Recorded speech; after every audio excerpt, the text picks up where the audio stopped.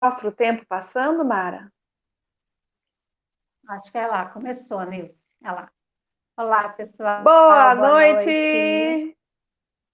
Olá, Sejam muito pessoal! bem-vindos. Sejam bem-vindos ao Congresso Zen, na live do Espaço Mahadeva. Eu sou a Nilce Araújo Fernandes, professora e terapeuta holística. Eu sou a Mara Lúcia Antônio da Silva, eu sou terapeuta holística, eu sou educadora sistêmica e trabalho também na educação. Sou coordenadora pedagógica numa escola aqui da cidade de Mogi Guaçu.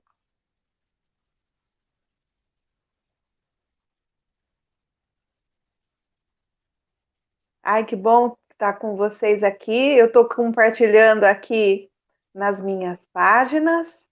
Só um instante.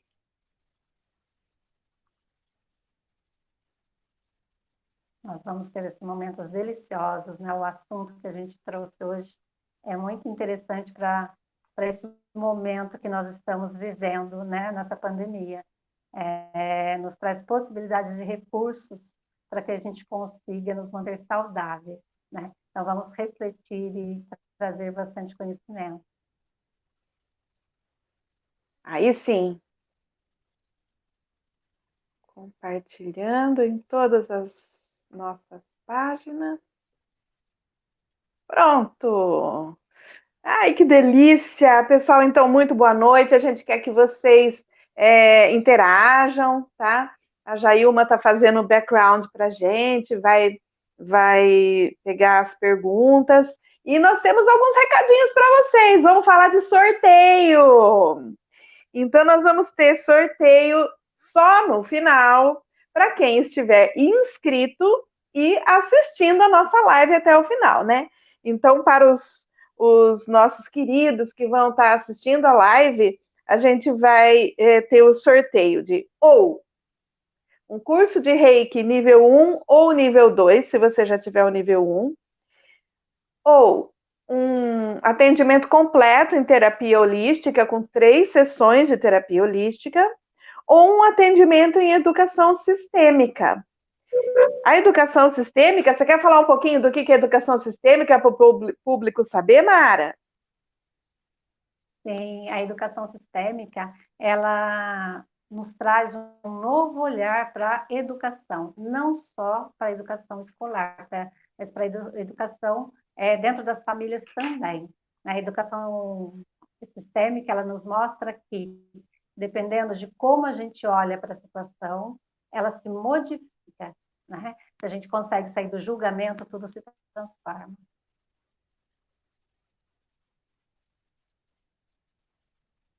É isso aí. Bom, outro recadinho, pessoal. O Congresso Zen vai ficar no ar com todas as palestras até o dia 25, tá? A partir daí, as palestras vão ficar nas redes sociais de cada palestrante, tá? Mas o Congresso Zen, ele encerra e sai do ar no dia 25, tá bom? E uma coisa sensacional, hoje nós vamos estar fazendo aqui um lançamento de um trabalho novo que eu e a Mara estamos promovendo a partir de agora.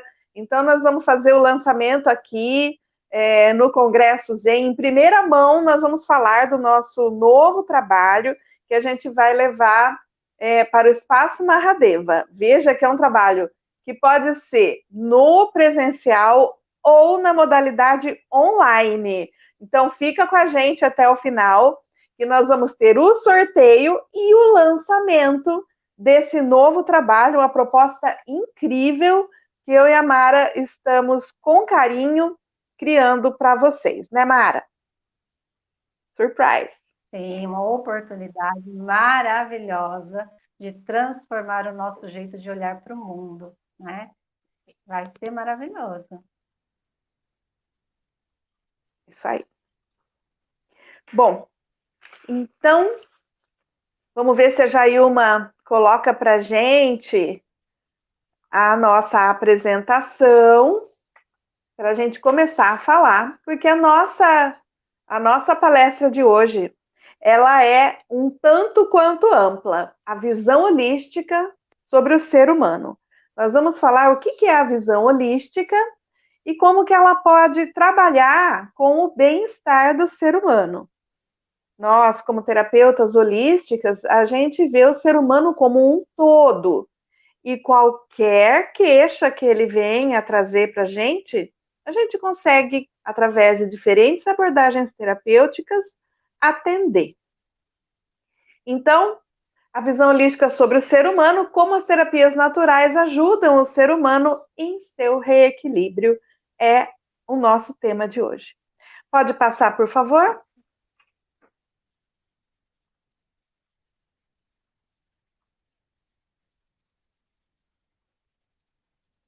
Muito bem. Então, a visão holística, do grego holos, o todo, é o ser humano visto e tratado como um todo, o corpo físico, o corpo sutil, que é o corpo energético, as nossas emoções, o nosso campo mental, o nosso sistema familiar e o sistema das relações. Por quê? Quando a gente nasce, nós somos seres multidimensionais. Nós somos seres que vivemos no corpo físico, que é herdado dos nossos ancestrais, e também nós temos um corpo energético e uma dimensão espiritual. Esse todo que forma o ser humano, a gente consegue ver de uma forma muito integral. E nós trabalhamos com terapias que trabalham o ser humano nessas formas integrais. Em algum desses sistemas pode haver algum desequilíbrio. E aí desintegra todos os outros. Então a gente vai lá na causa e trata a causa. E quando a gente nasce sempre num sistema familiar. Eu nasço de uma mãe e de um pai. 100% de cada um deles estão aqui, nas nossas células, em todas as nossas células. Então, eu sou resultado de 2 sistemas familiares, o do meu pai e da minha mãe. E isso me faz como um ser humano. A partir do momento que eu vou para o mundo, eu também vou estabelecer as minhas relações com as pessoas, com o trabalho, com o universo como ele se apresenta, mas sempre marcado indelevelmente pelo meu sistema familiar. Mara? Esse trabalho, né, que nós desenvolvemos, que nós fazemos no Espaço Mahadeva, não tem como a gente receber uma pessoa e já falar para ela, nós vamos fazer tal terapia. Porque primeiro a gente vai conversar com a pessoa, vai ouvir a história, vai ouvir a respeito das suas angústias, qual a dor que está trazendo essa pessoa para o tratamento. E através dessa fala, através dessa percepção que a pessoa está trazendo, é que nós vamos compreender qual é a melhor terapia para atender aquele problema do paciente. Tá? Então, a gente olha o paciente, como a Nilce disse, ele inteiro, ele como um todo. Porque se no decorrer dos séculos, né, no início, bem lá atrás, nós éramos vistos como inteiros, né? Então, nós tínhamos um problema, assim, não era olhado o problema, mas era olhado a pessoa como um todo para descobrir qual era o porquê daquela doença. Hoje em dia, qual é a dinâmica que se criou? A gente olha para a doença, né? E isso fez com que as doenças elas crescessem, porque se eu vou olhar para o fígado que está doente, mas por que o fígado adoeceu? Existem ali várias emoções em torno daquela doença que levaram o fígado a adoecer. Né? Então, o nosso trabalho tem esse olhar amplo, esse olhar inteiro para os nossos clientes. E a gente não trata de doença, a gente trata o doente, né? E a gente traz de volta a pessoa para o seu estado natural. Porque, assim, a nossa sociedade atual, ela promove uma grande desconexão entre o ser humano e a natureza. Quando a Mara fala das civilizações tradicionais, o ser humano ele era mais conectado à natureza. Então, a gente tinha conhecimentos de ervas, de plantas, de reconexões que faziam com que a gente tivesse mais autoconhecimento, com que a gente tivesse mais contato com a gente mesmo. Hoje, com tantas coisas diferentes que a gente tem, que a gente inventou do reino hominal, né, as nossas distrações, a gente acaba se desconectando da própria natureza, da natureza humana e da natureza ao redor. Por isso que a gente muitas vezes desenvolve doenças que depois precisam ser tratadas de forma até medicamentosa, cirúrgica, né? Por essa desconexão. Então, antes de virar doença, bora para a terapia. Vamos passar para o próximo slide, por gentileza.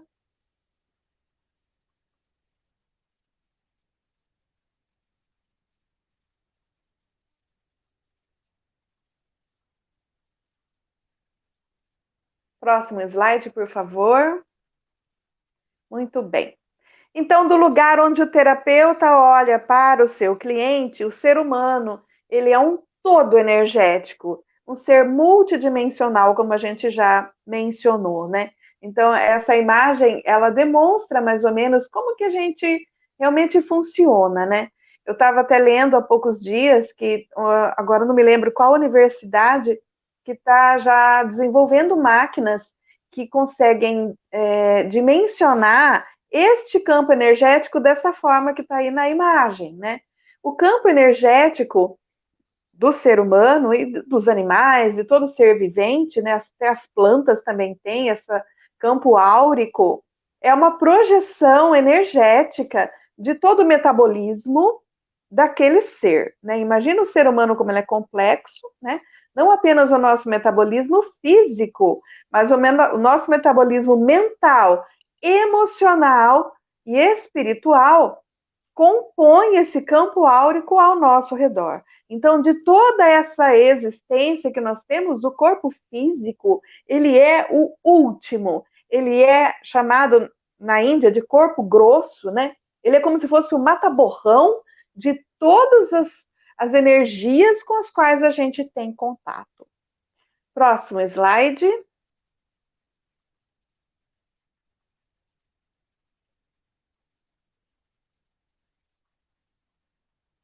Então, a gente tem aí como que a energia se movimenta dentro do nosso corpo, no corpo físico, no corpo grosso. Então, esses são os meridianos de acupuntura que a medicina chinesa estuda. Ela mostra os meridianos por onde a energia passa. Porque nós somos que nem um aparelho elétrico, eletromagnético. Ele funciona por energia. Não apenas energia proveniente da queima dos alimentos, mas também da troca energética com o próprio ambiente, né? Então, a energia, ela flui dentro desses meridianos, já é científico, os médicos utilizam a acupuntura no Ocidente já há décadas, né? Então, antes até se acreditava que isso não existia, mas era falta de conhecimento. Imagina que a medicina chinesa já usa há milênios esse conhecimento, né? É assim que eles tratam lá no Oriente do ser humano. Então você consegue perceber aí os rios por onde a energia, como água, flui. E existem pontos de intersecção entre esses meridianos. E esses meridianos eles têm relações com os órgãos, com emoções e com tudo que envolve o ser humano. Né? Então, até a Mara falou agora há pouco, o fígado, por que o fígado fica doente? Tem a ver com uma emoção, tem a ver com o tipo de alimentação que aquela emoção leva você a consumir, e aí o desequilíbrio está instalado. Né? Então, assim, por exemplo, a medicina chinesa utiliza esse conhecimento para utilizar a acupuntura, colocando agulhas naquelas intersecções onde os meridianos se cruzam. Geralmente, nós temos, assim, um lugarzinho que é um furinho, ele pode estar mais entumecido, ele pode estar mais enfraquecido, dependendo do tipo de energia que está ali naquele lugar.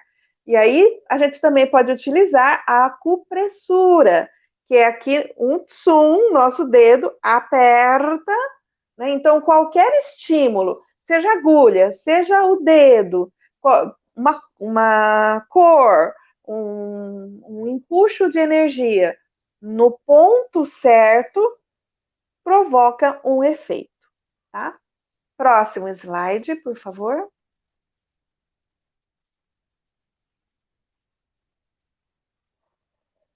E aí nós temos os chakras. Os chakras, eles são da tradição da Índia. Então, enquanto o estudo dos meridianos é de tradição chinesa, os chakras são de tradição indiana. Chakra, em sânscrito, significa roda. E os chakras são órgãos extrafísicos, né? Quer dizer, são órgãos que a gente tem, mas que estão além do corpo físico, eles são energéticos. E eles têm a função de trazer energia para dentro do corpo e expelir energia para fora do corpo. Então, de baixo para cima, a gente tem o primeiro, o segundo, o terceiro chakra. Eles têm a sua raizinha sempre em cima de uma glândula. Então, eles têm a ver com o sistema endócrino, eles energizam o nosso sistema endócrino. E, de acordo com as cores que eles emitem, o lugar onde eles estão no corpo, você vê que ao longo da coluna vertebral, eles energizam aqueles órgãos que pertencem àquele sistema, tanto os órgãos quanto as emoções a eles relacionadas. Então, os chakras são órgãos extrafísicos de troca de energias com o ambiente e distribuição de energias dentro do corpo, a partir do sistema endócrino.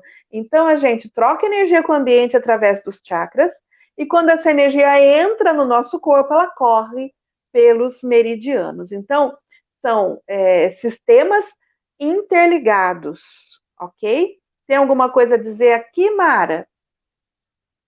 Não, pode seguir. Então, por exemplo, quando a gente utiliza uma terapia energética, como a cromoterapia ou o reiki, que a gente vai falar deles um pouquinho daqui a pouco, a gente utiliza em cima dos chakras, tá? E aí vai haver aquela troca de energia com o corpo.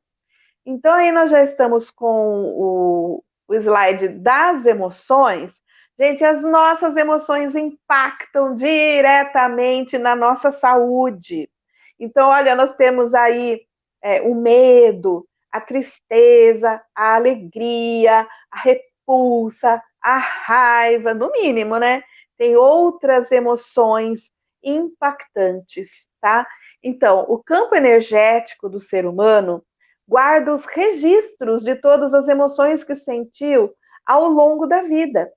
E a tudo que acontece, o homem tende a relacionar com algo que já viveu, muitas vezes reagindo até de maneira desproporcional, juntando o passado com o presente. Então, por exemplo, você está dirigindo, aí alguém fecha você no trânsito, imediatamente você fica com raiva e bota a mão para fora, faz um gesto obsceno, grita, xinga.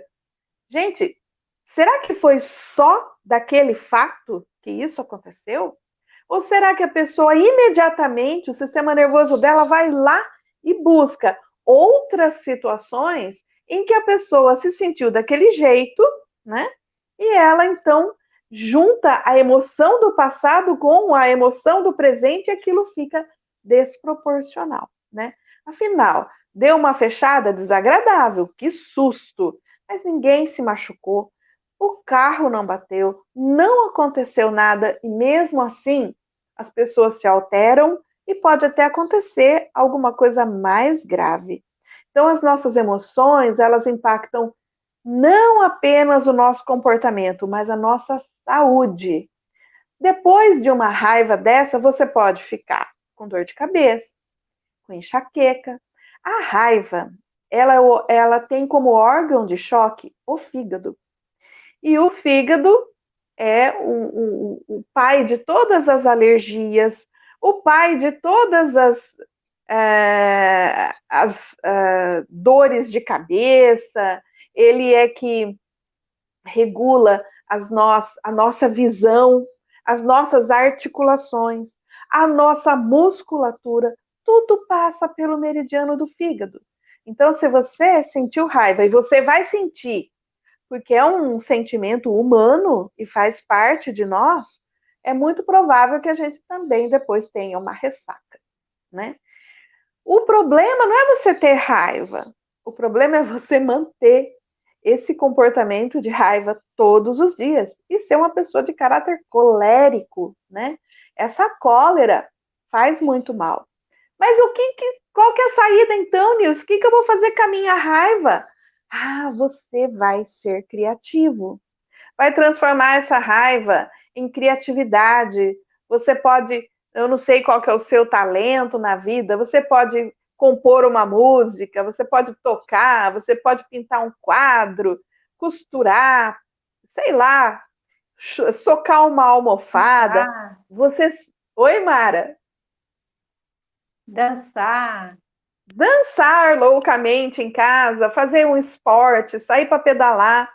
Você vai tirar essa raiva de dentro de você, mas de uma forma equilibrada. Você não vai jogar a raiva em cima do seu chefe, em cima do seu marido, da sua esposa, do seu filho.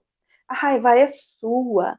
Então, a raiva das emoções é o sentimento mais destrutivo. E é por isso que a gente fala bastante dele. Mas olha, a raiva ela tem muito a ver com o amor, viu? Muitas vezes você sente raiva daquilo que você mais ama ou daquele que você mais ama. Tem até um exemplo fácil disso daí. Imagine, por exemplo, um pai que está andando com a criança, com o filho dele, de mão dada, e de repente, numa distração, essa criança solta a mão da mão do pai e corre para o meio da rua.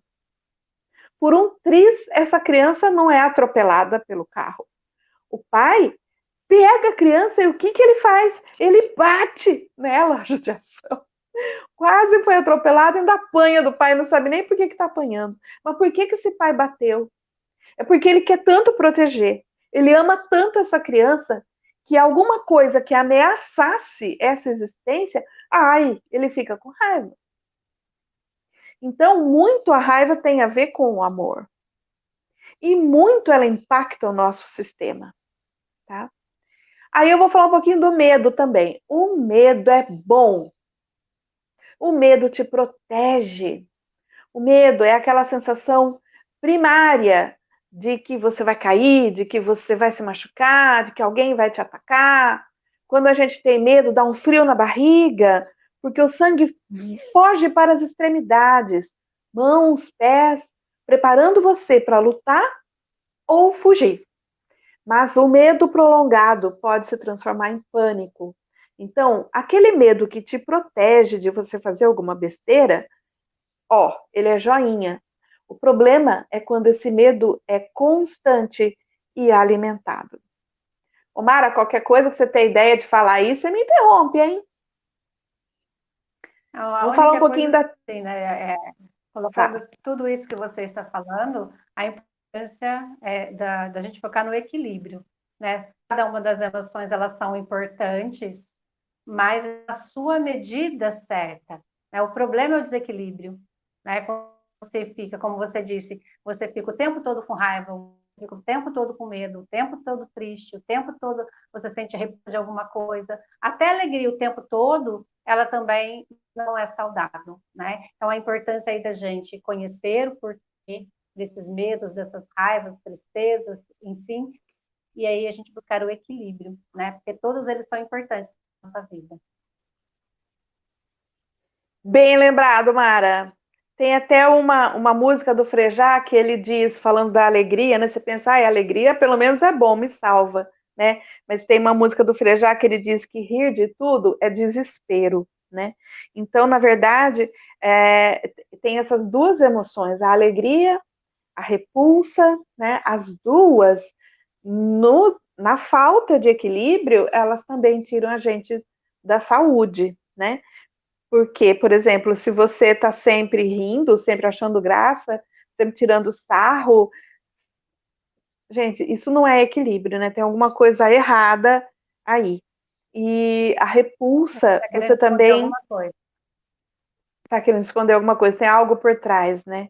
E a repulsa É. também, quando você odeia, quando você quer excluir algo ou alguém da sua vida, talvez você já tenha observado que tudo que você exclui volta para você muito redobrado para que você faça a inclusão daquela pessoa, daquela situação ou daquele sentimento. Certo, Mara? Tudo aquilo tudo aquilo que a gente nega gruda na gente de um jeito que não larga nunca mais, né? Tem uma frase de um professor meu que ele dizia: tudo que você resiste, persiste. É Então bem isso. vamos buscar o equilíbrio. Próximo slide, por A gente busca, favor. a gente busca equilíbrio e compreende a emoção e solta, e deixa ela embora. E aí a Deixa ela gente, embora. né, vai vivendo a vida assim, equilibrando. Exatamente.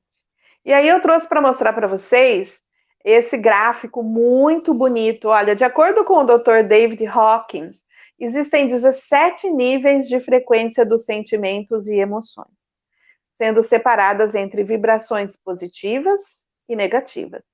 O ser humano sempre estará vibrando em uma dessas emoções, através dos sentimentos que emitem. Então, assim, ó, as nossas emoções, elas vibram em frequência energética. E as emoções mais primitivas, elas vibram nos tons de vermelho. E aí ele fala da frequência energética medida, eu acho que é em hertz, né? Então, assim, do alfa lá embaixo até o ômega lá em cima, você tem uma gama de frequências e você vai estar sempre oscilando entre elas, tá? Não tem um ser humano, acho que nem Jesus Cristo, quando esteve na Terra, né? Não tem um ser humano que está sempre neutro, né? Sempre neutro. Teve até uma passagem de Jesus que ele perde a paciência, né? Então, não sei. Talvez o Chico Xavier não tenha perdido a paciência. Eu nunca ouvi falar que ele tenha perdido a paciência. É uma pessoa que está sempre buscando o seu equilíbrio. Mas ouvi dizer que ele teve bastante sofrimento. Então, olha aqui, em Hertz. De acordo com essa tabela do Dr. David Hawkins, aquele sentimento mais primitivo, mais grosseiro, é o de vergonha. Quando a pessoa passa por uma humilhação, ela vibra em 20 Hz. A gente já passou por isso, principalmente na infância. Depois a gente sente culpa. A culpa também é um sentimento regredido, infantil. A pessoa adulta, ela assume responsabilidade, não culpa. Então, assim, subindo na escala das emoções, a gente vai tendo tristeza, que vibra em 75 Hz, o medo, já é melhor um pouquinho, 100 Hz, desejo, 125, e vai subindo. Então, você vai poder, se tiver curiosidade, depois estudar essa tabela, quem tiver interesse, para ver como que a gente cuida do ser humano a partir das suas emoções para equilibrar o físico. Mara? Não, pode, tá completo, Nil. Pode passar para frente. E aí a gente chega na iluminação em 700, em 1000 Hz, né? E aí alguém pode perguntar assim, como eu já vi perguntarem, mas e depois da iluminação, o que que tem? Tem a vida normal.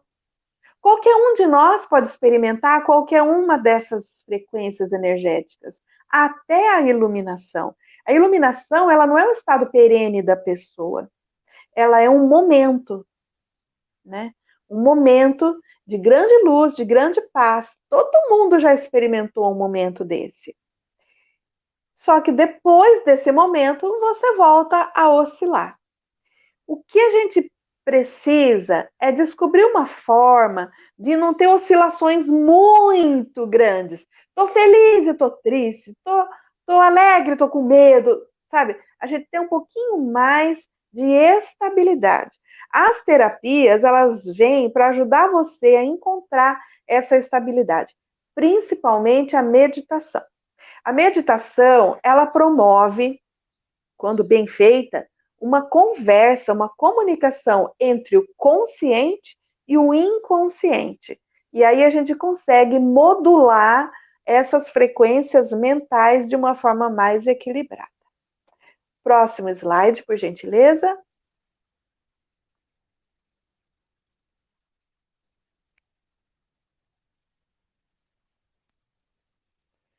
Então, as terapias integrativas ajudam o ser humano a encontrar a sua cura, mas não é uma cura como faz na medicina alopática, que a pessoa está doente, toma um remédio, faz uma cirurgia e cura. É uma cura integral. Pode até ser que a cura física demore, mas a cura ela tem que começar onde começou a doença, no campo emocional, no campo mental, no campo energético da pessoa. Então, o processo de cura integral parte do autoconhecimento. Não é o terapeuta que cura você. O terapeuta, o papel dele é ter essa visão integral do ser humano e propor técnicas terapêuticas que vão fazer o cliente se conhecer melhor e trabalhar com as próprias emoções de forma mais assertiva, mais equilibrada e buscar a própria cura. A gente lembra que quando Jesus curava as pessoas falavam assim, obrigada, ele falava, tua fé te curou. Né? É o mesmo princípio. Ele não assumia que era ele que curava. Ele era, claro, um grande canal de cura, um perfeito canal de cura entre Deus e o homem. Mas é a fé da pessoa que curou. Porque se ela não tivesse tido fé, talvez nem Jesus tivesse efetuado uma cura, né? Então, à medida em que o ser humano se conhece ou se reconhece, os conflitos vão sendo pacificados e as dores causadas pelas feridas das batalhas internas vão sendo amenizadas. A verdadeira cura ocorre quando o ser humano descobre as raízes do seu sofrimento e entende que é causado pelos apegos à personalidade, ao ego, aos desejos egoístas, a preconceitos e à ilusão da separatividade. Então, quando eu acredito que eu sou só eu, única, eu que mando em mim, eu que sou a boa do mundo e não preciso de ninguém, não dependo de ninguém, sou melhor que meu pai, que a minha mãe, pode preparar que a doença vem. O desequilíbrio vem. Pode não ser uma doença física, pode ser uma perda financeira, pode ser um desequilíbrio em qualquer área da vida. Somos todos interdependentes. Somos todos elos dessa grande corrente humana. Então, o egoísmo, a ideia de que a gente é melhor do que outra pessoa, preconceitos de toda ordem, nos causam desequilíbrios e, ao longo do tempo, doenças físicas, psíquicas, emocionais. Próximo slide, please. Essas doenças, elas começam na alma, né, Nilce? Começam na alma. Começam na alma. Começa quando aqui. Ela chega no corpo físico, quando ela chega no corpo físico, ela já fez um estrago emocional muito grande, né? Ela só materializa no corpo físico aquilo que já está no nosso mental, no nosso emocional, né? Por isso que é tão importante cuidar das nossas emoções, da gente trabalhar o nosso autoconhecimento, da gente perceber quais são nossas limitações, porque devagar a gente vai compreendendo e olhando para cada uma dessas limitações e melhorando, né? E vamos aumentando a nossa saúde. Seguindo aquela máxima filosófica, conhece-te a ti mesmo, né? Então aí você tem essas duas imagens aí, ó. Os bloqueios energéticos são a nossa sombra. E aí você pode ver, olha que interessante, né? Nessa primeira imagem, que tem até aparência de fantasmas ao redor, né? Nada mais são do que poluição da própria mente dessa pessoa. Crenças limitantes, medos, angústias, desespero, como que tampam a sua luz. Então, os desequilíbrios energéticos bloqueiam a nossa luz e, com o tempo, se tornam doenças físicas. As terapias reintegram o fluxo das energias do ser humano. Simples assim. Olha como é que fica um ser humano com a luz desbloqueada, né? Vibrando lindamente. Então, o que as terapias naturais fazem? Milagre? Não. Elas simplesmente reconectam o fluxo energético. Aquele dos meridianos de acupuntura da medicina chinesa, aqueles que as energias entram pelos chakras da tradição hindu. Os chakras, eles naturalmente se abrem, se fecham, se abrem, se fecham. Então, a gente ficar sempre só abrindo chakra não tem muita lógica, tá? O que a gente tem que fazer é ajudar o ser humano a recompor o seu fluxo energético. Simples assim. Aí, você tem várias terapias que você pode utilizar para recompor esse fluxo. Então, vamos a algumas delas. Próximo slide.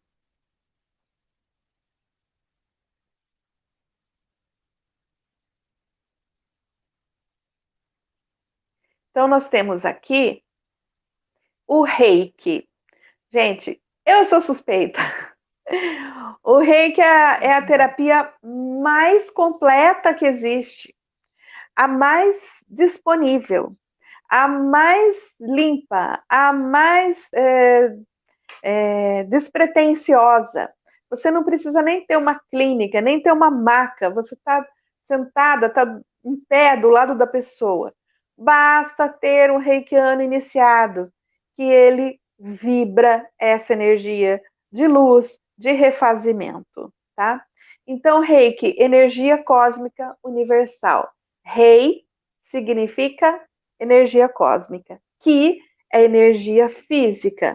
A gente chama de Ki no Japão, Chi na China. Então, terapia de imposição de mãos de origem japonesa é simples e completa. Basta ver uma pessoa iniciada que o reiki flui. O reiki não flui para onde o reikiano quer, mas ele flui para onde o reiki é necessário, na medida e na frequência que o paciente, que o cliente necessitar. Ele restabelece o fluxo energético de pessoas, animais, plantas, ambientes, situações, trazendo alívio e paz onde ele for canalizado. Simplesmente porque recupera o fluxo da energia. Trata o momento presente, bem como situações no passado, e prepara o melhor resultado para situações futuras. Porque o tempo, ele é um recurso que não é linear.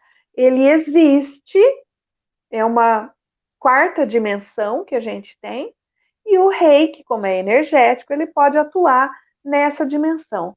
Indo para o passado, por exemplo, mas aí é na minha intenção mesmo, como reikiana, quando eu quero tratar, por exemplo, um trauma que se originou na infância, na vida intrauterina da pessoa ou na minha mesma, né? E também posso preparar uma situação que eu quero que tenha o melhor resultado no futuro. Eu vou fazer uma prova, eu vou prestar um concurso, eu preparo essa situação. Eu e a Mara somos mestres de reiki. Mara, você tem o que para falar do reiki? Eu quero só comentar que quando eu fiz o reiki, né, eu tinha uma pessoa aqui dentro de casa que ela tinha, assim, pesadelos horríveis, né? Pesadelos que ela tinha, quando ela acordava, ela tinha a sensação que aquilo tinha acontecido de verdade, né? Ela levava um tempo para ela entender que aquilo tinha sido um pesadelo, que aquilo tinha sido um sonho. E, através do reiki, hoje, essa pessoa praticamente não tem mais pesadelo, né? A gente conseguiu trabalhar isso, ele, né, conseguiu um equilíbrio emocional. E quando ele tem, né, tem pesadelo, a pessoa consegue perceber que foi um pesadelo, que está tudo bem, que, né, que foi informações ali que o cérebro trouxe. Ela não entra naquela energia, daquela forma intensa que entrava antes desse trabalho com o rei, né? É maravilhoso.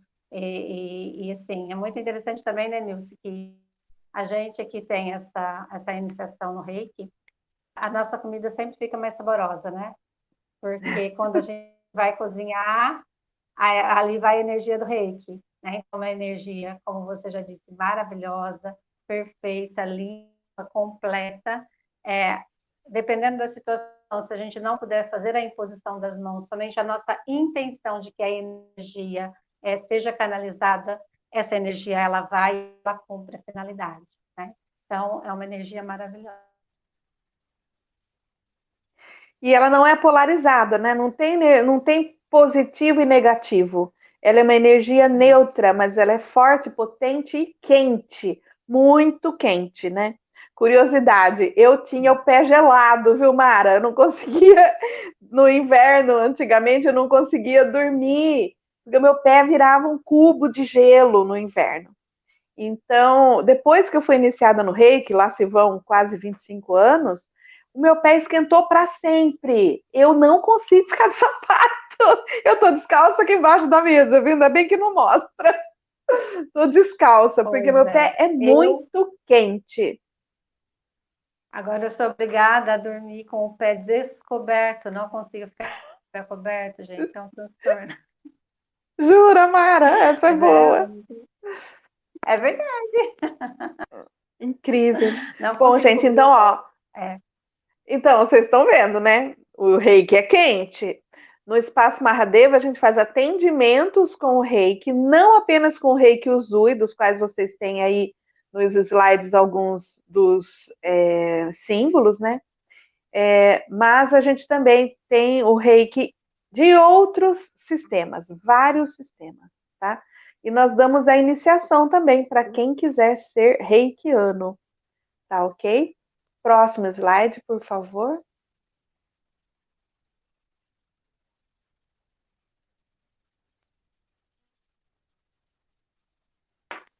Então, aí os sistemas de reiki que eu dou a iniciação, nós temos o reiki tradicional do sistema Usui, que foi o iniciador do reiki no mundo, o senhor Usui.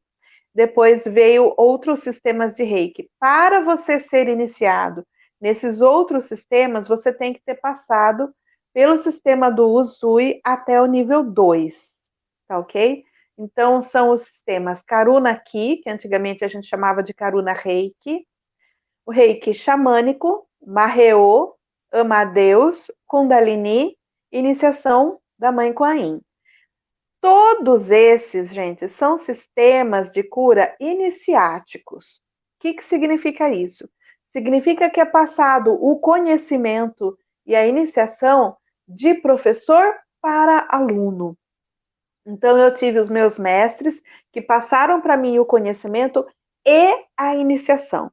A iniciação é uma cerimônia de sintonização energética naquela frequência, tá? Então, a gente viu aquela gradação em hertz das emoções. A frequência Reiki está acima de tudo isso, porque ele não é uma emoção, é energia cósmica universal. Eu não sei, confesso para vocês, qual que é a medição em hertz da energia cósmica universal. Não sei, vou ter que procurar saber isso daí, mas não está dentro daquela gradação das emoções, ela está muito além. Então, o professor de Reiki faz uma sintonização no aluno, como se a gente estivesse sintonizando uma TV naquele canal. Fala, Mara.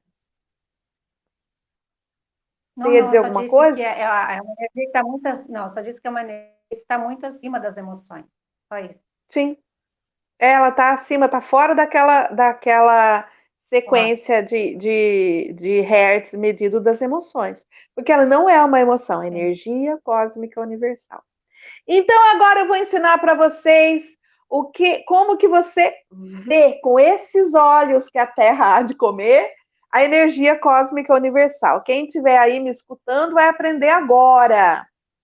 No momento você não consegue ver porque está de noite. Tem gente que tem clarividência, aí isso é outra coisa, vê a qualquer momento. Mas nós, pobres mortais, a gente vai ver no período da tarde. Nós vamos olhar para o céu, num pedaço que tiver azul do céu. Não no sol, não vai olhar no sol. Olha no céu, num lugar que dá para você ficar com os olhos abertos, olhando para o céu com segurança, com tranquilidade. Então você vai relaxar o globo ocular. Lembra disso, você vai testar isso amanhã, hein? Relaxa o globo ocular. Olha fixamente para o céu, como se você quisesse ver alguma coisa perto e não longe. Você focaliza perto e fica um pouco assim. Daqui a pouco você vai começar a ver risquinhos correndo assim, ó. Branco, preto, branco, preto, branco, preto. Parece uns espermatozoides assim. Isso daí é o prana. Lindo. É o prana, energia cósmica universal. Na Índia, eles dizem que é a respiração de Brahman, a respiração de Deus. Então, Deus respira e traz essa respiração constantemente para a Terra. E a gente se nutre dela. É essa energia que os nossos chakras captam e expelem para o ambiente.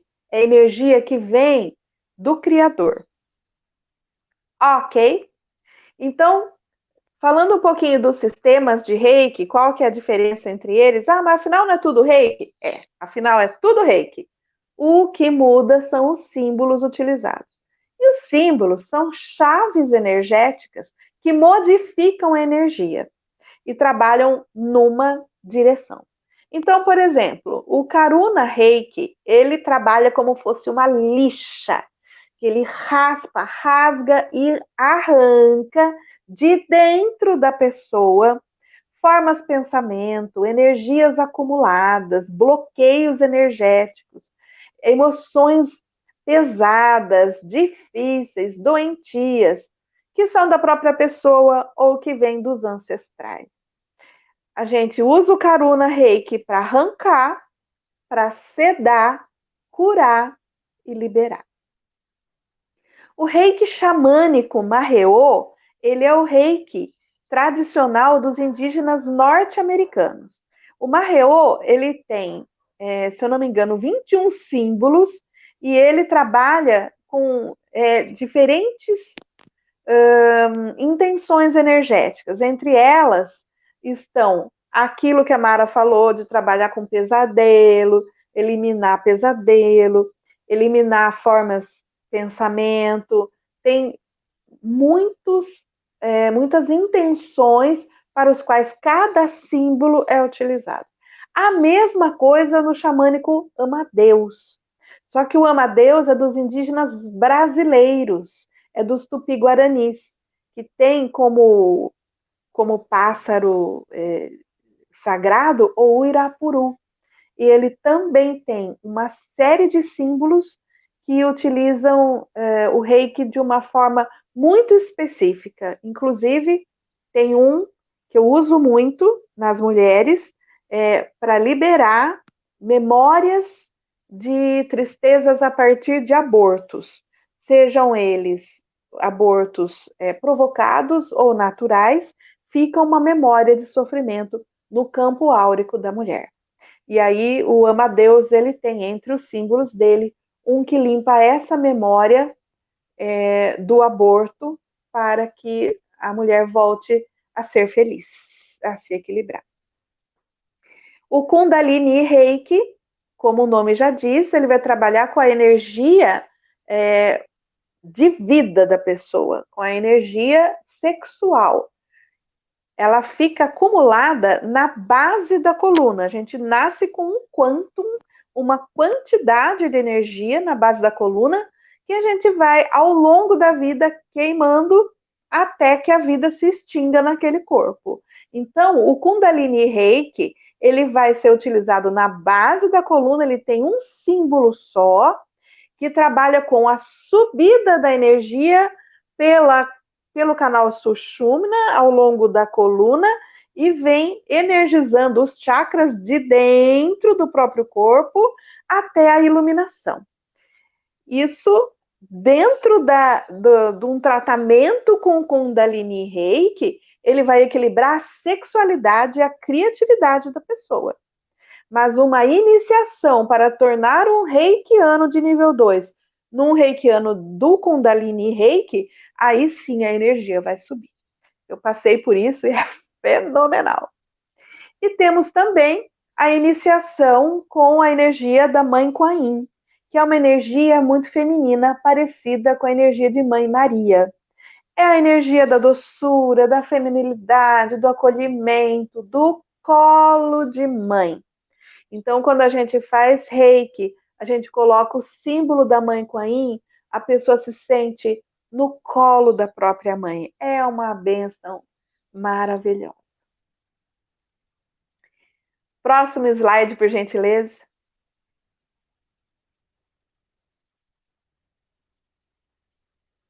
E essa aí sou eu aplicando o reiki. Bom, massagem terapêutica bioenergética. Eu vou falar dessa massagem, vou falar de outra que não está aqui nos slides também, que eu só estou falando hoje para o pessoal do Congresso Zen. Eu não coloco, e eu vou explicar por quê, que eu não falo dessa outra massagem que eu faço, porque é uma massagem que tem indicação. Então, vou começar com a massagem terapêutica bioenergética, tá? Então, a partir dos estudos do psicanalista Wilhelm Reich, esta massagem foi criada para desobstruir os campos energéticos da pessoa, desmantelando as couraças criadas para autoproteção diante dos fatos da vida. Sabe quando você fica com tensão muscular? Aqui, ó, é que você está carregando o mundo nas costas. Sabe quando você fica com o pescoço duro? Sabe quando você fica com dor nas costas? Essas tensões musculares, elas são couraças que são criadas para a gente resistir aos problemas, tá? Então, com a massagem, a gente solta tudo isso, solta as fibras musculares. A energia da pessoa é conduzida para baixo, de cima para baixo, para o aterramento, o momento presente, a realidade, sem o peso dos sofrimentos e das dores musculares. Então, quando a gente faz essa massagem, a gente descansa a pessoa. Ela praticamente fica inconsciente. Como a energia é conduzida para baixo, é como se fosse um descarrego, né? E a pessoa fica inteiramente relaxada e depois, quando ela volta, inteiramente energizada. Aquele soninho pelo qual a pessoa passa durante a massagem, ele é mais revigorante do que uma noite de sono. Às vezes você acorda de manhã, depois de uma noite de sono, cansado, né? Depois da massagem, não, você acorda revigorado. Essa é a massagem terapêutica bioenergética. A outra massagem que eu faço é a massagem tântrica. Eu não costumo colocar nas propagandas que eu faço massagem tântrica, porque as pessoas confundem, achando que é massagem sexual. E não é. A massagem tântrica, ela conduz ao contrário da massagem terapêutica bioenergética, que conduz a energia de cima para baixo. A massagem tântrica traz a energia da pessoa de baixo para cima. E é essa condução energética que modifica o efeito. A massagem tântrica, ela trabalha com a sexualidade. Então, problemas de sexualidade de toda a ordem, você cura com a massagem tântrica. Atenção, não existe manipulação da genitália nessa massagem. É manipulação da energia através da pele. A gente não vai na profundidade, não vai no músculo, como na massagem terapêutica bioenergética. A gente trabalha nas terminações nervosas sutis, na pele, e no campo energético, trazendo, como eu disse, a energia de baixo para cima e curando traumas, curando as memórias relacionadas aos relacionamentos que não deram certo, curando as mulheres que sofreram abuso, tanto na infância quanto na adolescência ou na sua vida matrimonial. Porque, gente, muitas mulheres não sabem como elas gostam de ser tocadas. E muitos homens não têm a delicadeza de tocar numa mulher, tentando descobrir como que ela gosta de ser tocada. E ele vai com brutalidade, ela acha que isso é normal. Então, todas essas coisas vão formando pequenos traumas ao longo da vida. A massagem tântrica traz de volta o prazer da sensação corporal, o prazer de se sentir como um ser integral, sexuado que somos todos nós. Os homens também podem passar pela massagem tântrica com indicação. Se houver algum bloqueio, como por exemplo, problema de ereção, problema de ejaculação precoce, lembrando que não existe manipulação da genitália, não existe masturbação nessa massagem, quero deixar bem claro. Por isso que eu não coloco propaganda, eu estou cansada de ouvir telefonema perguntando se tem manipulação. Não tem manipulação de genitália, é manipulação de energia sexual, tá? Quem tem problema sexual? Todo mundo tem, tá? Então, se você for fazer uma massagem comigo no Espaço Mahadeva, vamos ver qual é a indicação. Se é a massagem terapêutica, que a energia vai de cima para baixo para você relaxar, ou se é a massagem tântrica, que a energia vai de baixo para cima para você recuperar o prazer pela vida. Ok? Próximo slide, por gentileza.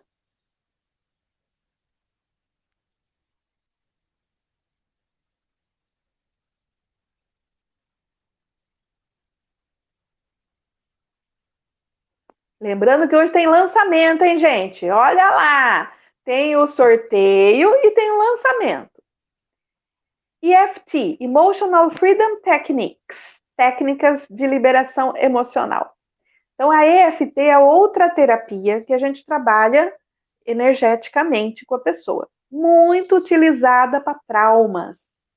Então, EFT, criadas por Gary Craig, esse senhor simpático que está aí, ele é um engenheiro norte-americano. São técnicas baseadas em estímulos em determinados pontos de acupuntura que ele estabeleceu para alcançar a superação de traumas e os efeitos dolorosos dos traumas no nosso corpo e na nossa psique. E também tem o Optimal EFT, mas vou começar falando do EFT. O que acontece? Todas as nossas memórias, elas estão acopladas a uma emoção. E olha que curioso o que o Gary Craig estabeleceu. A mente analítica de um engenheiro, né, é diferente. Então, ele pegou alguns pontos de acupuntura que ele estudou e falou, não, isso vai funcionar dessa forma. Pois na prática funciona mesmo. Então, tem uma memória de alguma coisa traumática que aconteceu associada a uma emoção. Pode ser medo, raiva, culpa, ódio, sei lá. A EFT é um conjunto de pontos que ele estabeleceu quais são e colocando estímulos com as pontas dos dedos nesses pontos, a gente vai verbalizando o que aconteceu, faz várias rodadas e ao final de algumas rodadas, aquela emoção acoplada àquela memória, ela é liberada e fica só a memória. Uma memória que não me machuca mais. Curioso, hoje eu atendi uma moça ao meio-dia, uma cliente minha, ela falou uma coisa linda para mim, mas eu fiquei tão contente. Ela disse assim, sabe, Nilce, aqueles sofrimentos de infância que eu tinha, eu não tenho mais. Eu lembro e não consigo mais sentir nada. Gente, é esse o efeito da EFT, tá ok? Não tem como você apagar uma memória, mas tem como você liberar a emoção associada. E é através da EFT. O Gary Craig usou muito com pessoas que vieram da guerra do Vietnã. Já faz tempinho que ele trabalha com isso. Então, aquele pessoal da guerra do Vietnã, que tinha trauma de guerra e tal, ele e uma equipe muito grande de terapeutas que treina, liberaram muitos desses soldados de guerra. E aí o Optimal EFT é um passo além. É a EFT sem a manipulação dos pontos. É uma EFT espiritual. Então ele chama de Unseen Therapist, a terapeuta interior, ou terapeuta invisível. É onde o impossível se torna rotina. Uma ajuda superior, espiritual, sempre presentes para todos que souberem se abrir para ela. Então tem a técnica da gente acessar essa terapeuta interior e a energia de cura, ela vem de cima para baixo, como que escaneando todo o nosso sistema. E quando ela sai pelo pé, você fica bem. É algo incrível. É só o Gary Craig que ensina, tá? E a gente não ensina, mas a gente aprende e aplica. Próximo slide, por gentileza.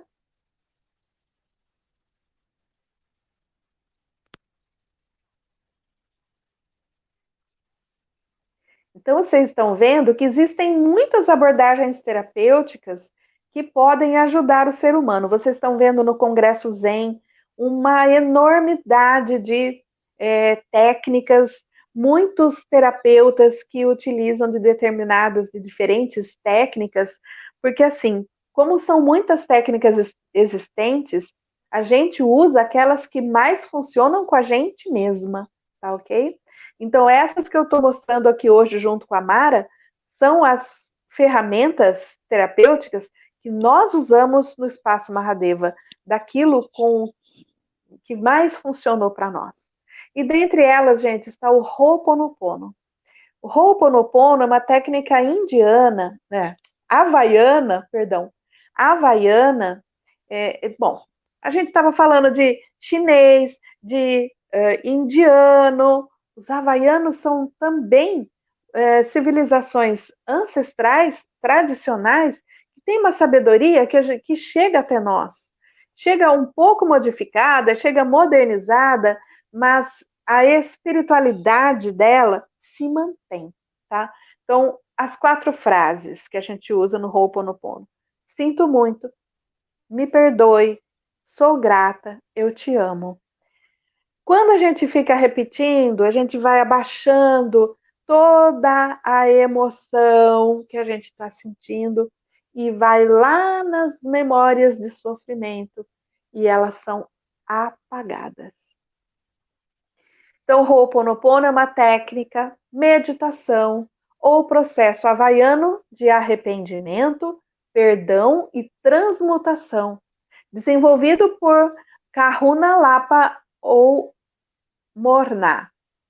Morná Nalakamo Simeona. Na verdade, a gente chama ela de Morna Simeona, nascida em 1913 e falecida em 92. O termo Ho'oponopono significa reparar ou corrigir um erro. De acordo com os antigos havaianos, a fonte do erro está em pensamentos contaminados por memórias dolorosas do passado ou por traumas. Então, a gente utiliza as 4 frases para a reconciliação consigo mesmo e com o outro. Você não precisa chegar no outro e falar assim, ó, sinto muito, me perdoe, sou grato, eu te amo. Você pode até tomar um tapa na cara. Você vai fazer isso na sua casa ou dentro do consultório terapêutico. Você vai, dentro do seu coração, repetir essas frases, até que haja uma reconciliação de você com você mesmo e de você com o outro. Normalmente, quando existe um embate, uma mágoa entre 2 pessoas, então isso é feito em meditação profunda. O meu eu conversando com o eu da outra pessoa. e é falado que se eu ou algum dos meus ancestrais ofendemos você ou algum dos seus ancestrais, em algum momento desde a nossa criação, eu peço que o Criador agora me perdoe para sempre. Então, é uma técnica muito profunda de cura a partir do plano espiritual. Por isso que quando lá no começo da palestra eu falava para vocês que da onde a gente olha o ser humano, ele é um todo energético, a gente utiliza todas essas terapias porque elas vão em vários planos da nossa existência, tá ok? Próximo slide, por gentileza.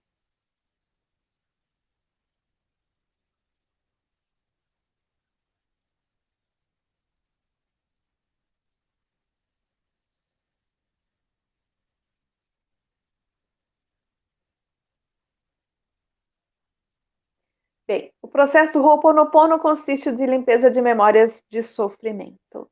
Então, eu já falei tudo, não vou ler, tá? Próximo slide, por favor.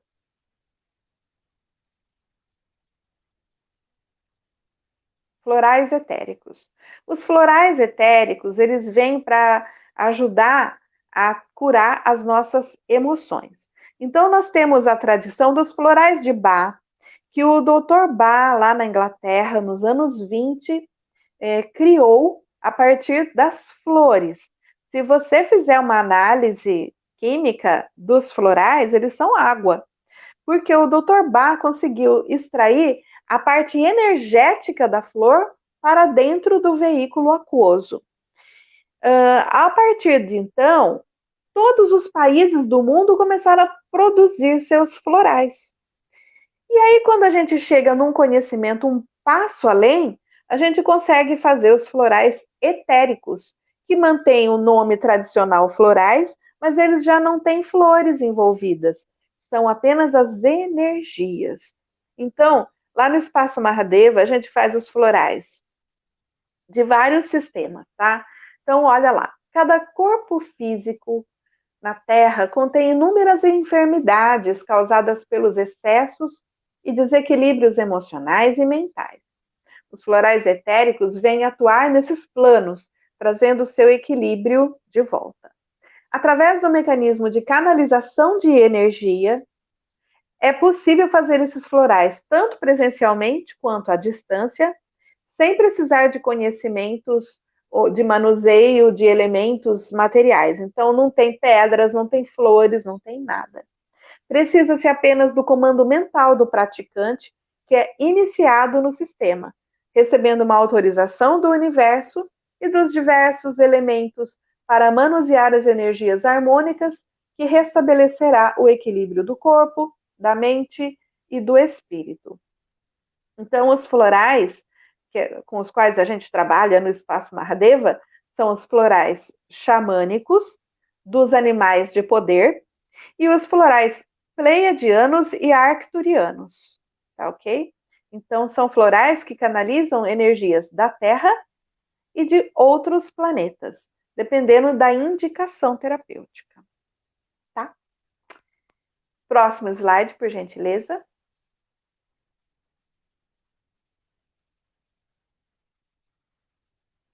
Cromoterapia.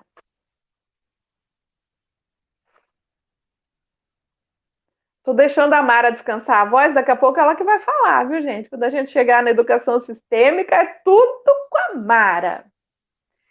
Bem, a cromoterapia, gente, é linda, é maravilhosa. É a cura através das cores. Ela tanto pode ser feita através de um aparelho como esse que tem aí no slide, como ela pode ser feita por imposição de mãos e a vibração daquela cor. Então, você precisa ter um treino nisso daí, tá? Então, cromoterapia é o conhecimento da ação, da função terapêutica da cor, aplicadas aos processos regenerativos da matéria física. Então, assim, quando o corpo está em desequilíbrio, a gente coloca a cor, que é uma frequência energética, num determinado tempo, a gente conta o tempo naquele sistema que tiver em desequilíbrio. Então, pode ser sistema digestório, respiratório, muscular, circulatório, os diversos sistemas. Porque a cromoterapia, ela é muito física. Ela é quase que um bisturi. Você joga a cor com intenção naquele sistema que vai se regenerar. Então, não é a cor que cura, é a cor que restabelece o equilíbrio para o corpo se regenerar, como fosse uma vacina, uma vitamina. No ser humano em particular, por tratar-se de ser um ser inteligente, pensante, com o uso pleno do livre-arbítrio, deixa de ser uma questão de simples reposição de campo para tornar-se um reajuste de toda a formação energética de que se compõe o todo físico e espiritual. Isso nas palavras do mestre René Nunes, tá? Então, esta é a cromoterapia de René Nunes. Próximo slide.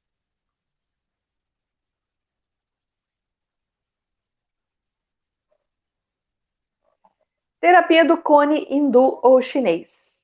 Então, a terapia do cone é uma terapia milenar, abrangente, promove a limpeza do corpo físico e da mente, utilizando o fogo. Então, ele é um cone mesmo, vocês estão vendo aí no slide. A gente fabrica, a gente faz esse cone de cera de abelha e utiliza o fogo. Aí no slide eu estou fazendo o cone à distância, a gente faz no papel.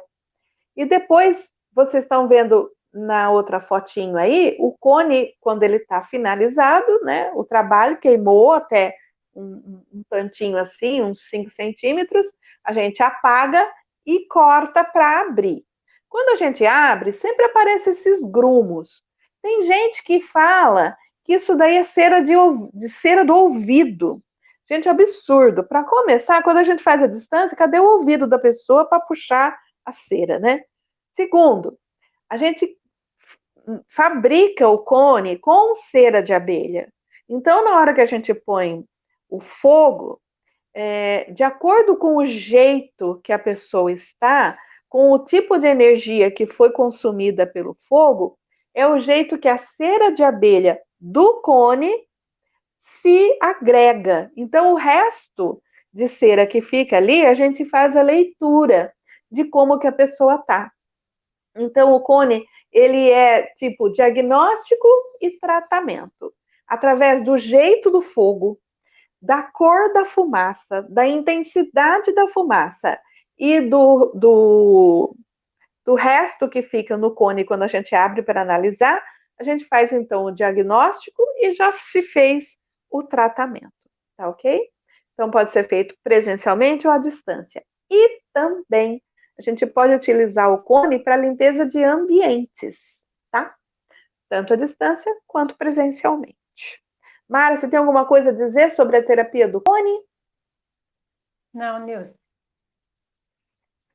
Tô tagarelando hoje, hein? Nossa Senhora. Próximo slide, por favor. Ah, eu adoro, gente. Ih, professora, vou falar para você, né? Professora gosta de dar uma aula. Imagina, a gente quase fala. A gente quase não fala, né? Então, gente, ó, duas fotinhos. Uma é lá na nossa clínica.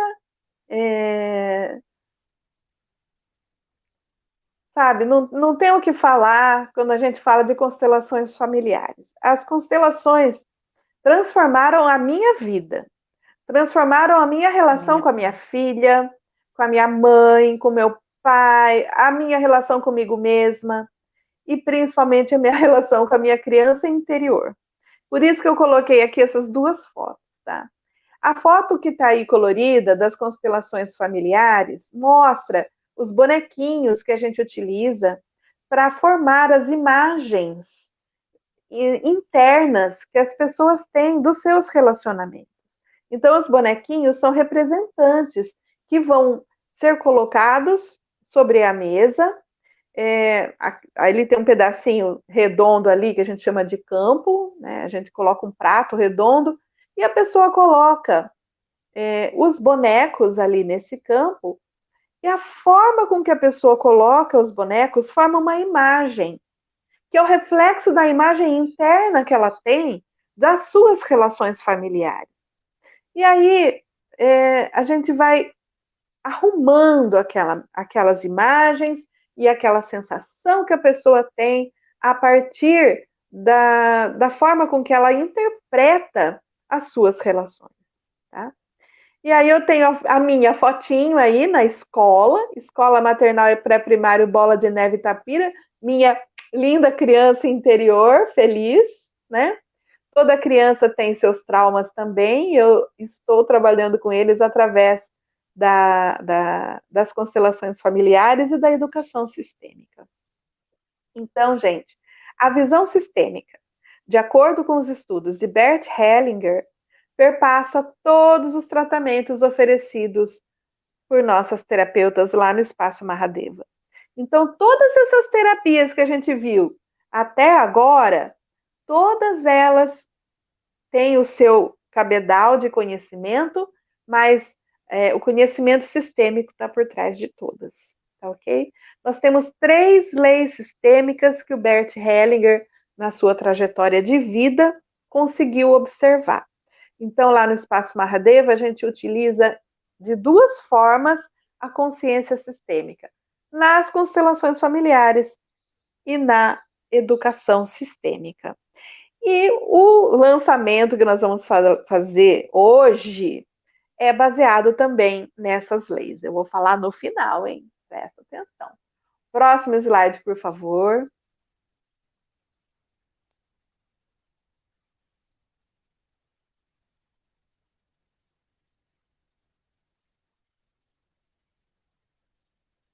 Então, eu vou pedir para a Mara começar a falar das constelações um pouquinho para eu descansar, Mara. Faz favor.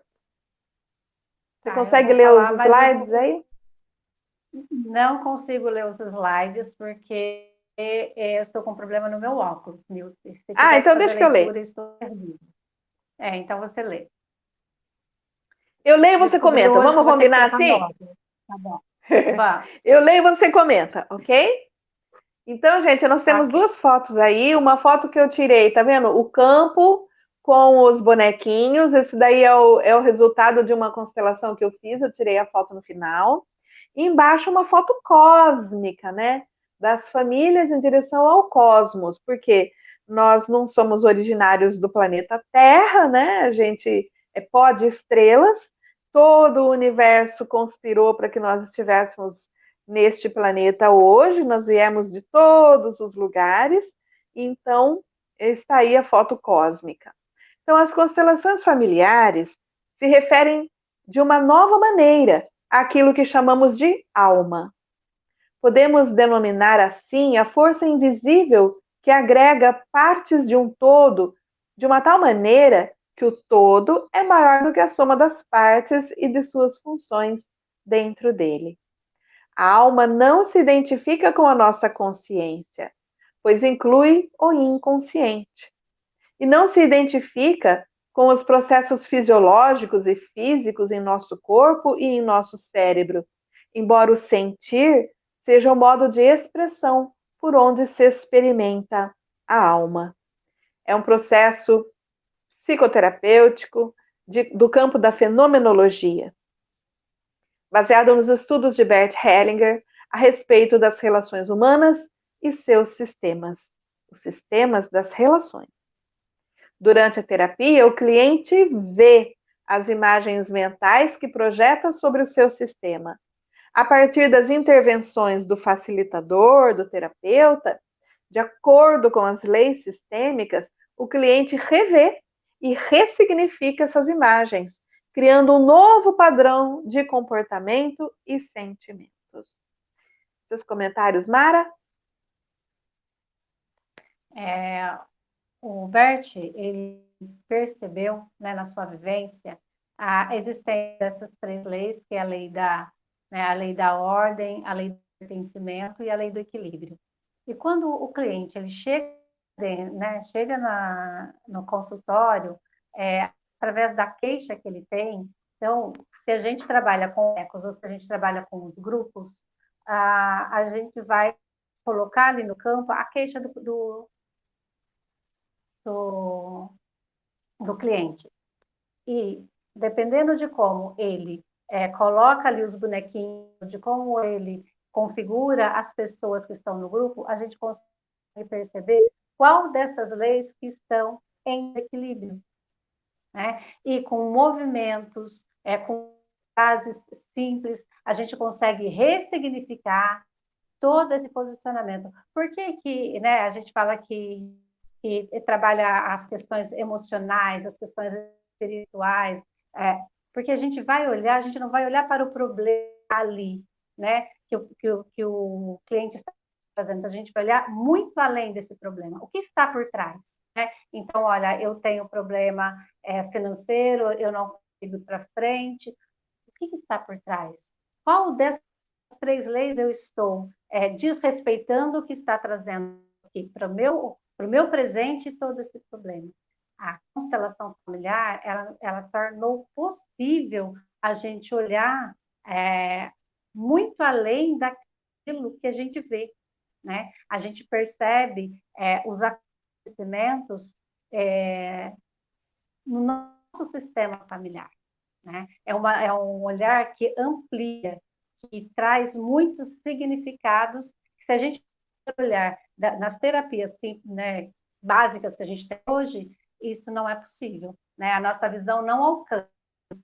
E a constelação familiar, ela nos proporciona, né, esse olhar que eu gosto muito do que a Nilce fala, que é esse olhar de drone, né? Então, eu vou olhar de cima, eu vou olhar o problema por cima. Então, não vou ver só o problema, eu vou ver todo o contexto em que aquele problema está inserido. O olhar de drone é interessante, né? Porque quando a gente está aqui olhando as coisas do nosso ponto de vista, aí a gente pode se encher de julgamento, né? A gente pode se encher de opiniões a respeito, mas quando a gente olha de cima, aí muda o ponto de vista, né? A gente consegue ampliar o olhar. Né? A gente vê o todo. Vê o todo, a gente vê só a parte, a gente vê o todo. O Exatamente. contexto em que a pessoa está inserida. Por que aquele problema surge? Né? Então, a gente consegue ver o problema dentro do contexto. Isso faz toda a diferença. E o contexto é importante, porque ampliou o olhar, saiu daquela coisinha pequena que eu tenho, aquele olharzinho pequeno e limitado sobre uma situação. Eu vou ampliar, eu vou ter outras percepções. E quando aqui fala de alma, é porque cada sistema familiar tem uma alma, uma consciência que quer se equilibrar dentro do sistema, tá? E nós vamos ver isso nas leis. Próximo slide.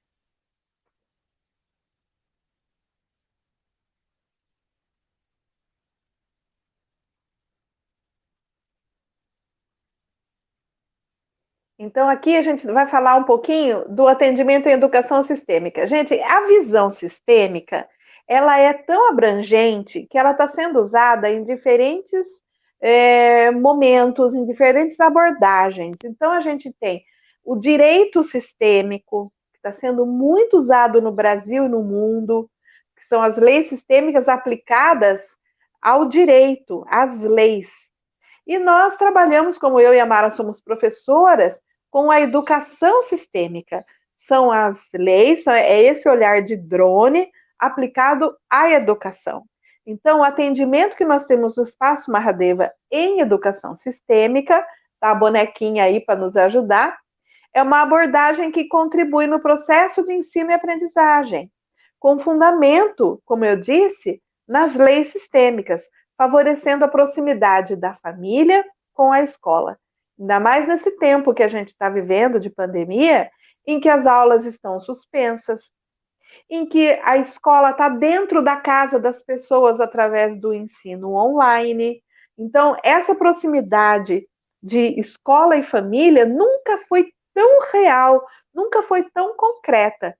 Então, os problemas também nunca foram tão presentes. e a educação sistêmica vem para solucionar. Próximo slide.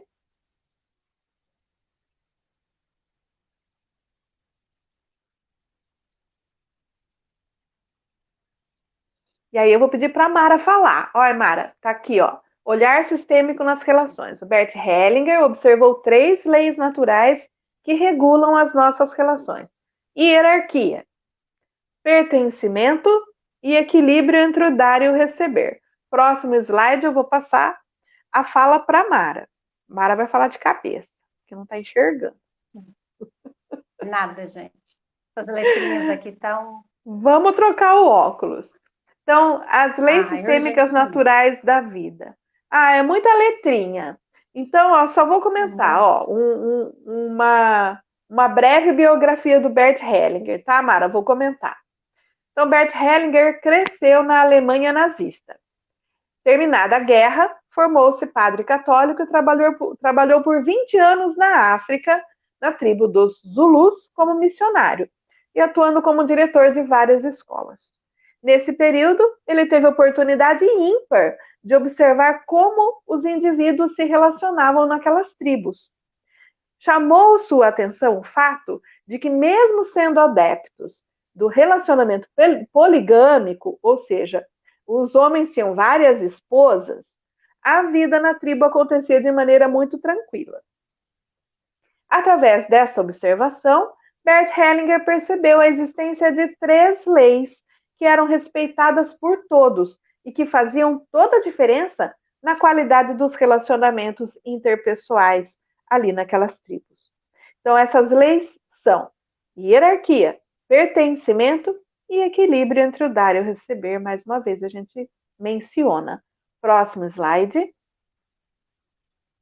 E aí a Mara vai falar um pouco da lei da hierarquia. Não precisa ler, viu, Mara? Só conta para nós. Não vou ler não mesmo, porque também, senão depois não vai dar a gente falar a respeito da nossa surpresa, Nilce. Do nosso lançamento. Estamos 1h30. Isso, nosso lançamento. Olha, então, o que o Bert percebeu na convivência com os Zulus e que depois ele voltou para a Alemanha, fez vários estudos para compreender tudo aquilo que ele observou ali naquela tribo. A lei da hierarquia. Quem chegou primeiro tem precedência, né?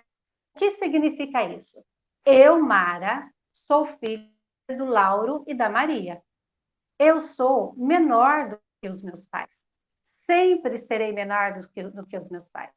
Não importa qual a minha importância social. Eu posso ser, sei lá, vamos por, eu posso ser aí um PhD da NASA, que tem ali uma importância social maravilhosa, e o meu pai pode ser catador de sucata.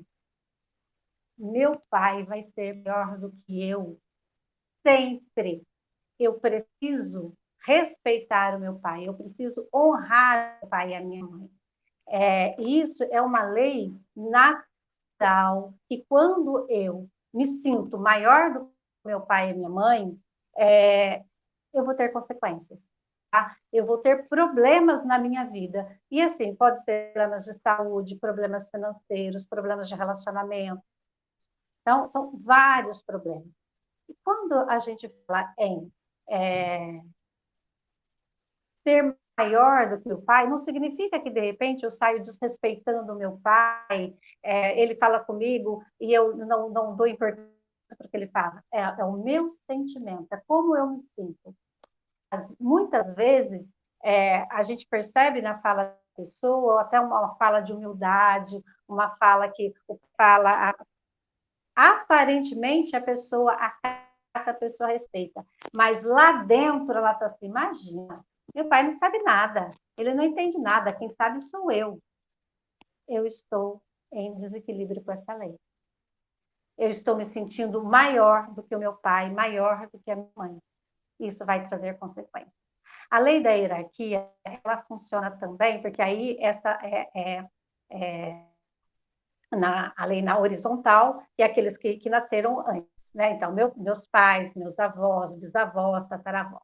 Mas tem também na vertical, que são os irmãos. E aí eu peço licença para a Tomar. Jailma passar passa o próximo slide enquanto a Mara fala, por gentileza. Na horizontal, que são os meus irmãos. Eu, Mara, sou a irmã do meio. Eu tenho um irmão mais velho e tenho um irmão mais novo. Qual é o meu lugar nessa família? De irmã do meio, tá? Eu não posso querer ser a irmã mais velha, né? Porque qual é a função o meu irmão mais velho? Eu não posso querer ensinar o meu irmão a fazer alguma coisa. Ele nasceu primeiro do que eu, então ele sabe mais que eu.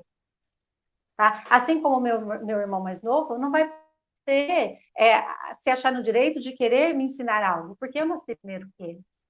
E isso tudo a gente tem que entender que é sentimento, é como eu olho para as pessoas, é como eu as vejo. Vai muito além daquilo que eu falo, vai daquilo que eu penso, vai daquilo que eu sinto, tá? Então, hierarquia é quem chegou primeiro tem precedência. Isso não existe argumento. Ah, mas olha, eu sou a irmã do meio, mas eu estudei mais, então eu tenho mais conhecimento que meu irmão. Para ler isso não importa, tá? Não importa. Se eu saio do meu lugar, eu vou ter problemas, tá certo? Pode passar o próximo slide, por favor? Ah, Lei só do pertencimento. reforçando. Sim, só antes de falar do pertencimento, só vamos pensar na lei da hierarquia dentro da escola. Como que funciona a hierarquia dentro da escola? Quem chega primeiro dentro da escola? Quem chega primeiro da escola é a família, é o pai, é a mãe. Por que é o pai e a mãe? Porque sem o pai, sem a mãe, sem a família, não existe aluno. Se não existe aluno, não existe professor, não existe escola. Tá? E como funciona isso? Então, quer dizer que dentro da escola, a partir de agora, eu só posso fazer alguma coisa se o pai e a mãe, se eles autorizarem. Não é isso. A escola existem regras, e essas regras elas precisam ser informadas para os pais no momento da matrícula. E tudo aquilo que eu for fazer que envolve os alunos e que está daquilo que já ficou pré-combinado com os pais, eu preciso informar esses pais, tá? E preciso também entender que o meu aluno tem os pais certos para ele.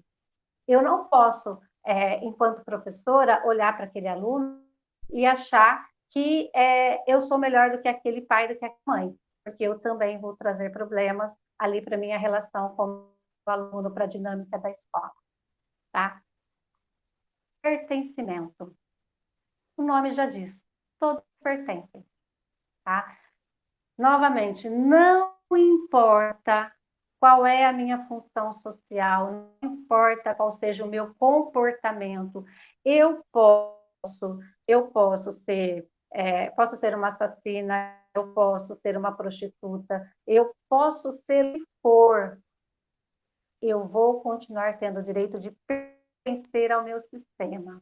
Dentro da escola, eu posso ser a pior professora que tem lá dentro. Eu vou continuar pertencendo àquele sistema escolar.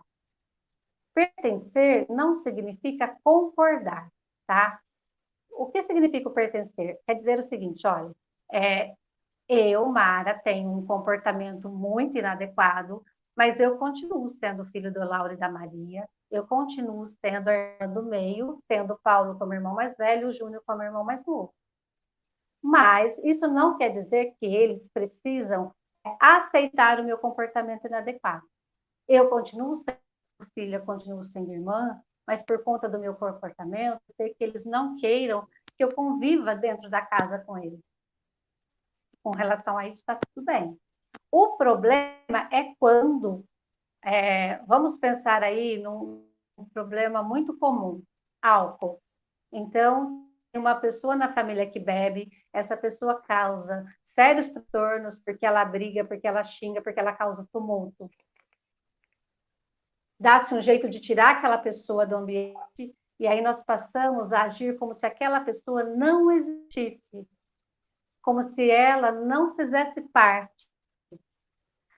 O que acontece? Alguém desse sistema familiar vai passar a ter comportamentos semelhantes a daquela pessoa que foi excluída, enquanto ele não tiver o seu lugar de volta, tá?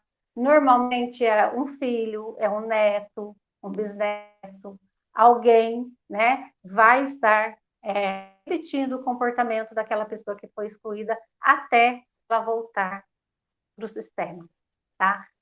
Dentro da escola, exatamente a mesma coisa. A gente percebe muito isso principalmente com o pai, né?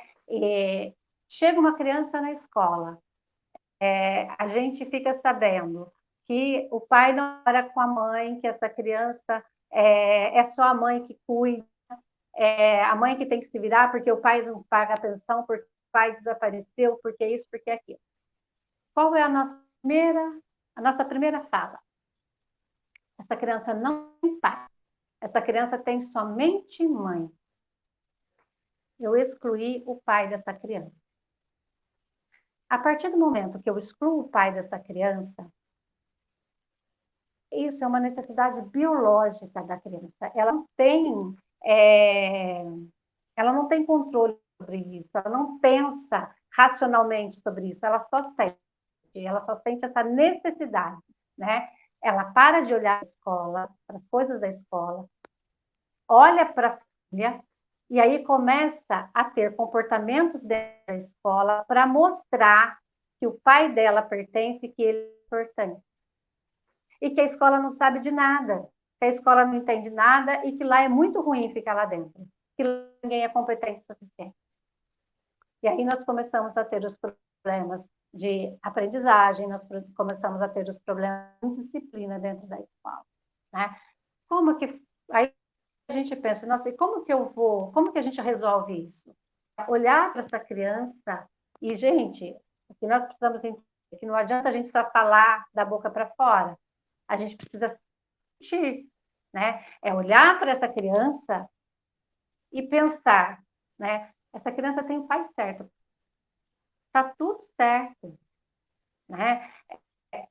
O que levou o pai, o homem e a mulher separar, não é da conta da escola. Não cabe a nós julgarmos o porquê disso, o porquê daquilo. O que é importante para nós? É a criança. E a gente precisa entender que essa criança tem pai e tem mãe. E que esse pai e essa mãe são os pais certos para ela.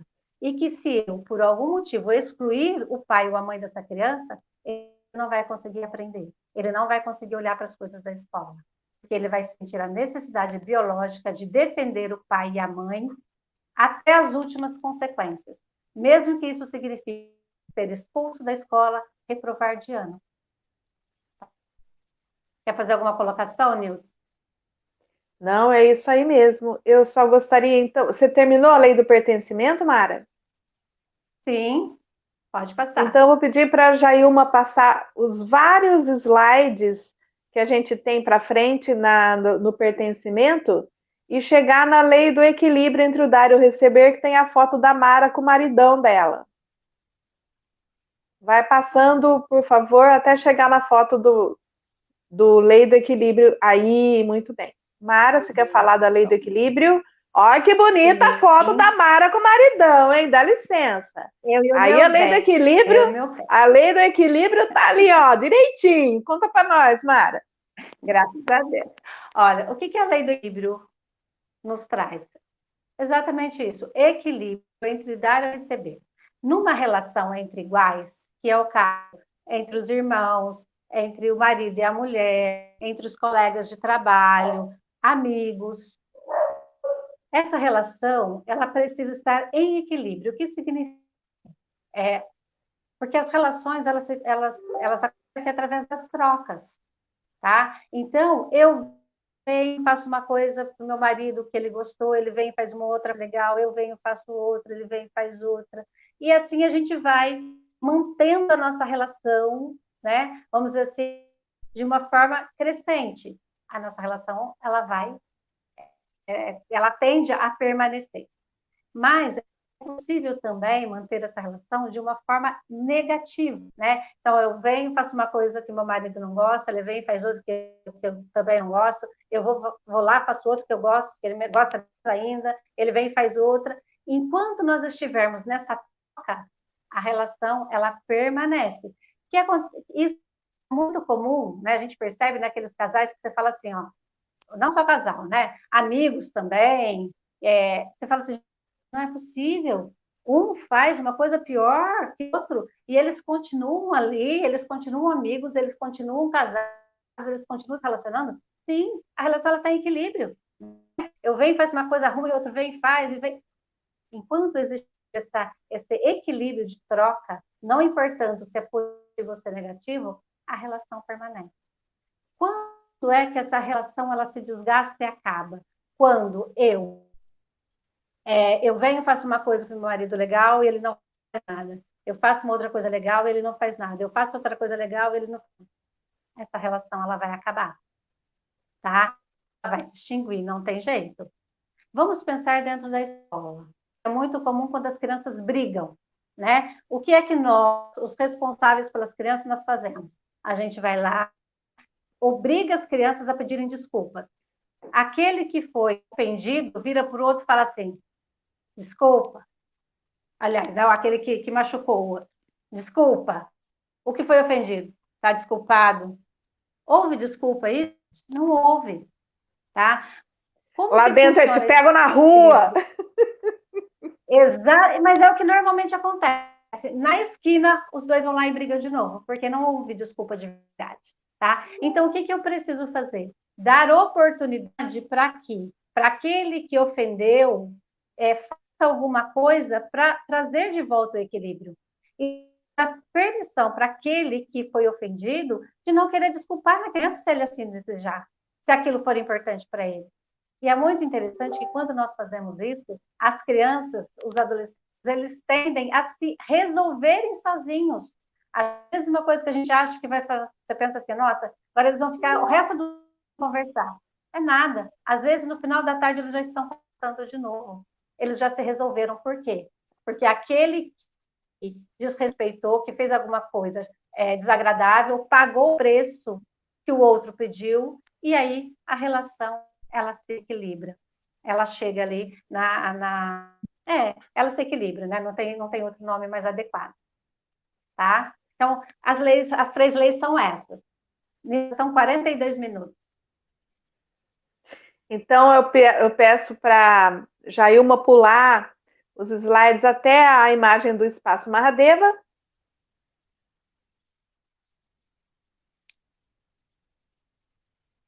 Para mostrar aqui, no Espaço Mahadeva nós atendemos clientes e terapeutas, tá? Então, para os clientes, os atendimentos terapêuticos que cuidam dos seres humanos em todas as instâncias da sua existência, e para os terapeutas, também nós temos as salas que eles podem alugar para os seus atendimentos individuais, vivências, etc.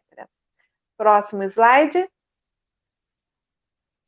Vocês vão receber esse e-book, tá? Depois vocês leem direitinho. Essas são as terapias oferecidas pelo Mahadeva. Pode passar. Próximo slide. Seja muito bem-vindo ao Espaço Mahadeva. Nossas salas são oásis de paz e as terapeutas e tratamentos, canais de luz. E o último somos nós, né? Eu e a Mara. Aquarianas, professoras, terapeutas, mestres de reiki, educadoras sistêmicas a serviço da comunidade, tá, gente? E depois nós temos aí os telefones de contato.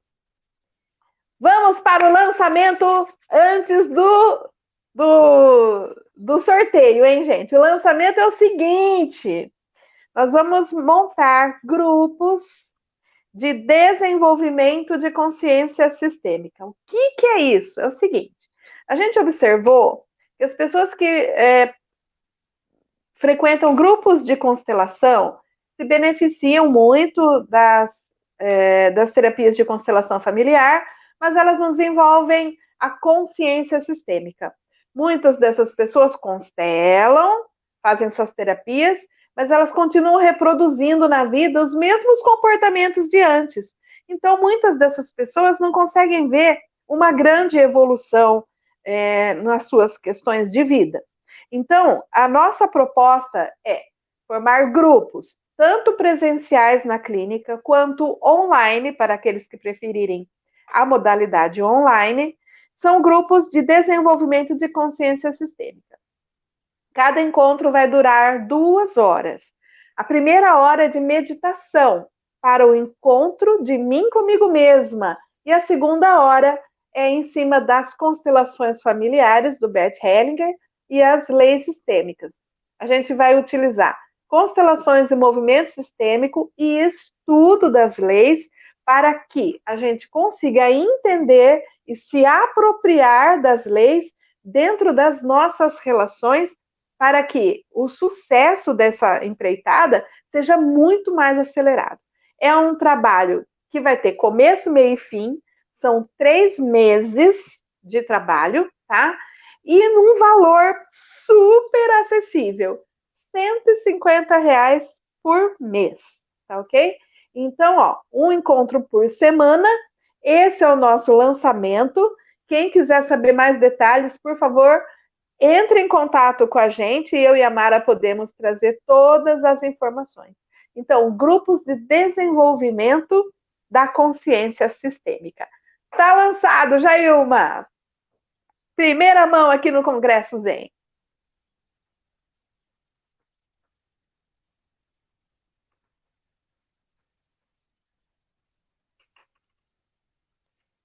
E agora nós vamos para o sorteio.